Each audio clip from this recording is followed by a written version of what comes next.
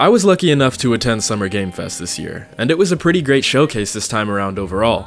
But, of course, as a Like a Dragon fan, one game in particular piqued my interest, just as it probably did yours. Stranger Than Heaven, previously known as Project Century, is Like a Dragon and/or Yakuza developer RGG's latest project, besides their new Virtua Fighter game, at least that we know of. I was able to see the latest trailer reveal for Stranger Than Heaven live, while I watched in anticipation, eagerly trying to figure out what exactly this game is going to be. RGG clearly wants to create something different and fresh with this new title, separate from the series they've been working on for decades. And even with the limited amount of information we have on the project, the game already looks way better than the first trailer from last year's Game Awards. But what is Stranger Than Heaven?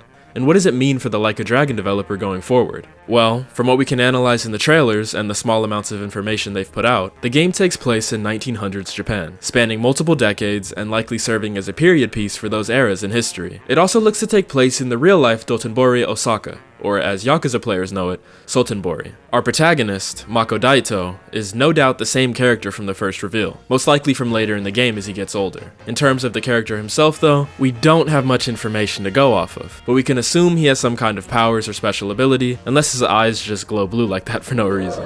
Within this new trailer, we briefly see a sound prompt on screen while Daito writes something down, which could hint at some detective abilities that we have yet to learn more about. We also see Daito with a full inventory of items that likely have different uses in the open world, as the cigarette claims to make nearby enemies more hostile, and I assume the food and drinks are for the new gauges at the bottom of the screen, which means we'll probably need to eat and drink in this game. The combat also looks different than what we've become used to. Dodges in particular are fast and look more intentional, possibly playing a completely different role in combat than in Yakuza. I could also see parries being a more key feature based on how combat plays in these little gameplay snippets, but of course, we won't know for sure until more of it is shown. With the theming of the reveals and the smooth bebop-style jazz they've scored with each trailer, it's safe to assume Stranger Than Heaven will be a noir in its presentation, while still engulfed in over-the-top action and violence, which is something RGG is clearly used to already. But with the amount of blood and the short glimpse into what looks like decision-based storytelling, maybe Daito will be a protagonist who actually takes lives throughout the narrative, which, in my opinion, would be refreshing.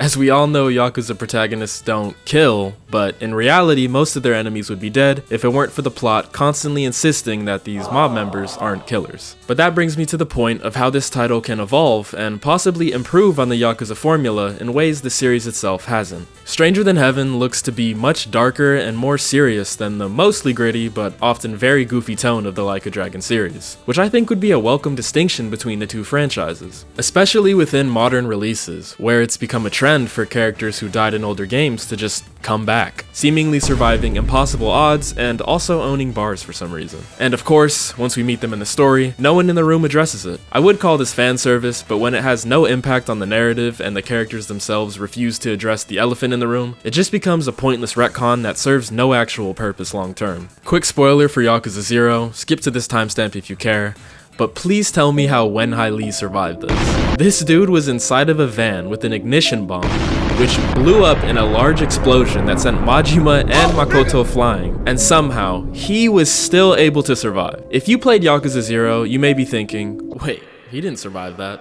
He died. And you would be correct, but unfortunately, thanks to the new Yakuza 0 director's cut and its new cutscenes, we now know that Lee survived, and also probably owns a bar wherever the next Like a Dragon game takes place. The retconning of this death for no reason has irritated a lot of fans, including me, and this recent trend of character resurrections has become increasingly more annoying and pointless. The more this happens, character deaths will matter less and less in the series going forward, because why should I care if someone dies in an explosion or falling off of a skyscraper when I know that they can just come back in the next one if RGG wants them to? I guess we canonically have rubber explosions now. Thank you, RGG. Slight tangent aside, I think this new phenomenon serves as a good example of what can be improved upon going forward. Character deaths need to matter if you want people to stay invested in the story.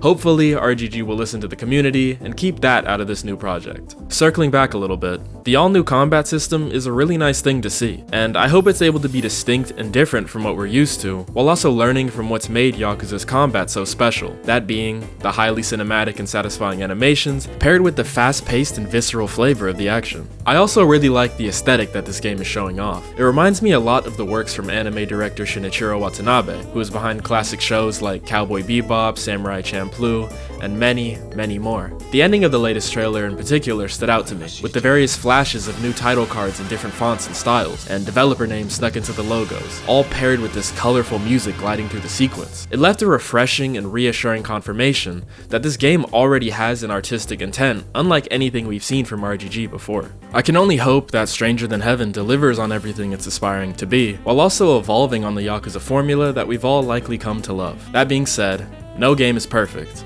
and I would love to see RGG evolve their formula and make this game something special that takes their brand beyond what most see as just the Like a Dragon and Judgment developers into something much, much more. They of course have Super Monkey Ball and Virtua Fighter games under their belt, but Stranger Than Heaven has the potential to become so much more in the larger gaming space, which I would love to see them succeed in. But that's all I have to say about Stranger Than Heaven for now, at least until we get more gameplay or a deeper dive into what this project is. You heard my thoughts, but I have yet to hear yours. So what did you think about the recent trailer? What are you hoping to see from this new project? I read all of my comments and would love to hear from you down below. Thank you for taking the time to watch my video, as always, and I hope to see you again very soon. Enjoy your day and or evening, and bye for now.